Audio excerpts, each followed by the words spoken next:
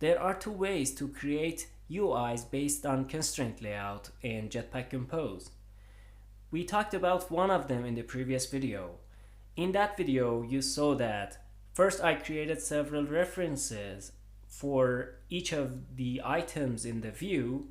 So for every UI component, we created the reference, and then we used constraint as modifier and passed those references to the modifier to enable any type of constraint that we wanted on that UI component. But there's another way to create constraint-based UI in Jetpack Compose using constraint layout as well. If you look at the constraint layout composable, you will see that we can call constraint layout in two ways.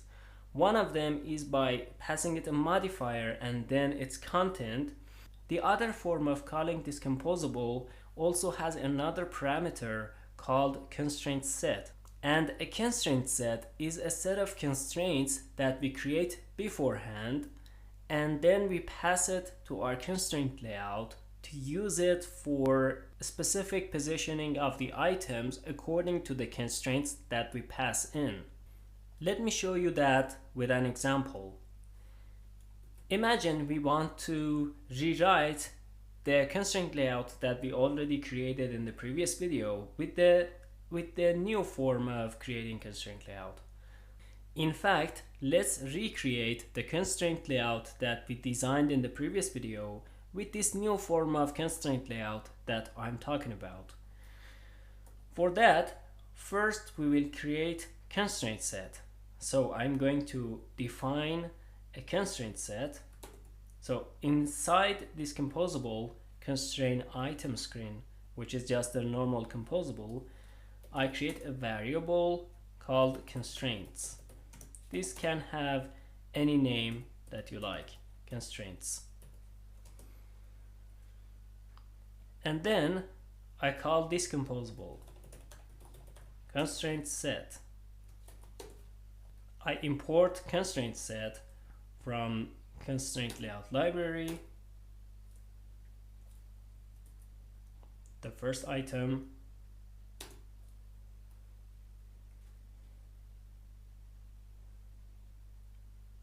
inside the body of constraint set, we will define our constraints for different components. So I start with the box. I create val box, and then I create a reference. Again, you see that it's a little bit similar to the first method that we used in the previous video. I create a reference, but this time I call create ref 4. And I specify an ID box. Next, I add constraints for this reference. So for the box, I had a couple of constraints that I'm going to specify here.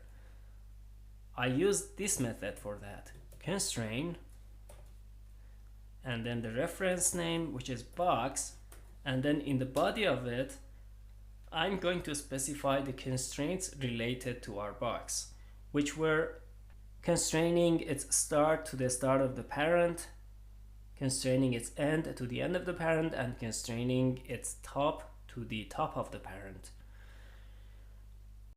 So you know that we already have those constraints in place. We created those in the previous video. So I can simply copy them from the body of constraint as modifier that we used previously.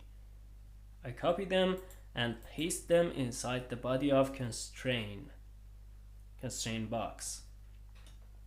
So this is for the box, and next we have input increase and decrease. I create references for them as well. Val input, create ref 4 input. I give it an ID. This is an arbitrary ID that I specify for the input. and val increase create ref4 increase, and val decrease create ref4 decrease. And next we are going to use the constraint that we defined here inside constraint layout. How do we do that? First, you need to make sure that you are passing the defined constraints to your constraint layout. So in this form of calling constraint layout composable, in addition to modifier, we also pass in constraint set. So for constraint set, I pass constraints.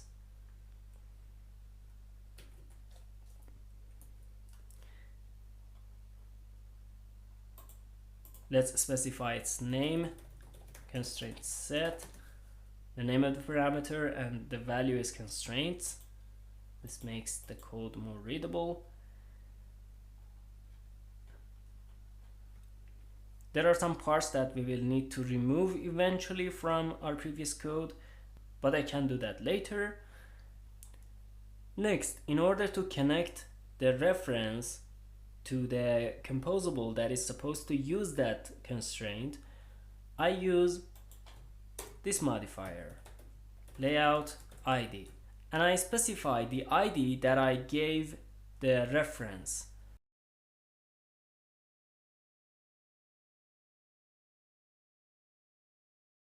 So for box, the ID that I created is box. So I type box here. I also import layout ID. In this form of calling constraint layout, we cannot use constraint as modifier anymore. So I remove it.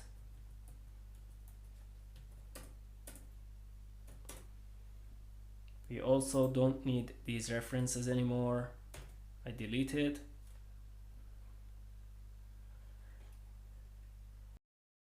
Let's also create constraints for the other three components. So for input, constraint input, constraint increase for the increase button, and constraint decrease for the decrease button. So what are the constraints that we need for these components? These are the same constraints that we used previously. There's no difference. So for the text field, I have these constraints. I copy them and back here I paste them inside the constraint scope for input. Now for increase, these are the constraints that we used for the increase button. So I copy all lines back here and inside the constraint scope, and inside the constraint scope for increase I paste them, and I do the same for the decrease button. I copy all constraint lines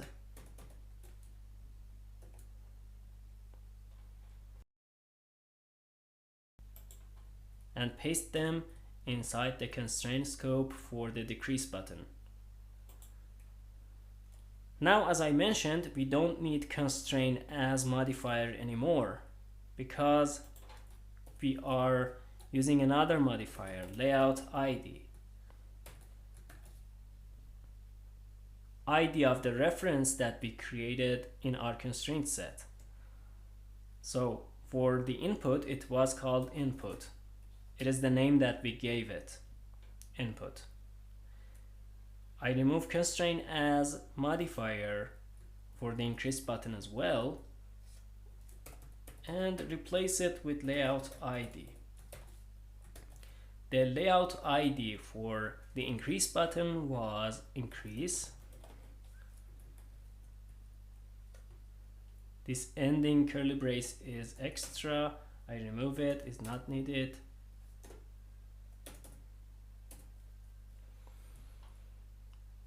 And I also remove constraint as for the decrease button and replace it with layout ID. And the ID that we gave to the decrease button was decrease. So one review before we refresh our preview, we created a constraint set and we called it constraints.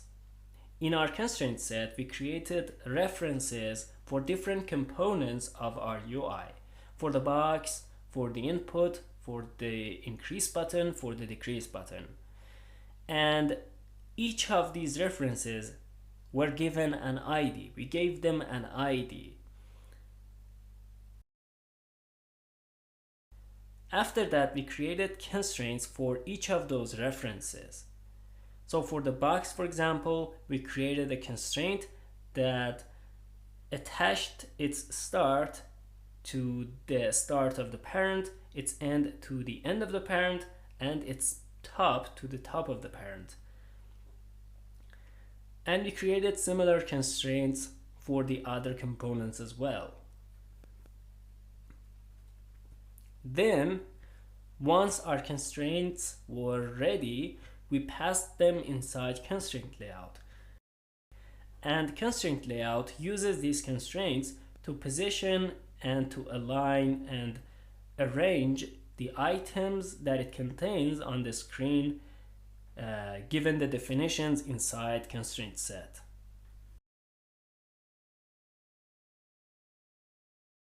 One of the important parts when using this form of constraint layout is that you must use the layout ID modifier for your component or your composable and pass in the ID of the reference that is intended for this component or for this UI. For example, for the box, we intended this reference called box. We gave it an ID of box with these constraints, and then inside the box composable we mentioned that ID using the layout ID modifier. This allows it to automatically receive the constraints that we intended for it. Based on the needs of your application, you might decide to use the first form of constraint layout or the second form. The second form is good in a sense that you can define your constraints in another function based on different conditions, based on screen size, based on whatever, and then you can pass in those constraints to your constraint layout. So, for example, I can have several different sets of constraints. This can be one of my constraints. I can have another constraint set defined here, and I can have a third constraint set, and in each of them I have arranged and put items in a different place of the screen, for example. And each time that I'm passing a different constraint set to my constraint layout, the arrangement of the items will change based on the definitions of constraints in that constraint set. This way of passing a prepared set of constraints or constraint set to your constraint layout is called Decoupled API or Decoupled Constraint Layout API, which you can use for your application based on your needs, or you can stick to the first form that we talked about in the previous video. So let's refresh the preview and see if we have the same UI that we designed in the first form.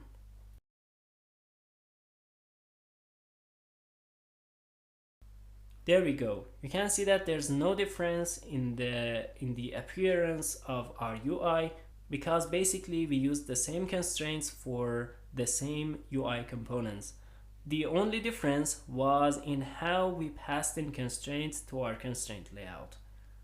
So with that, we wrap up this video.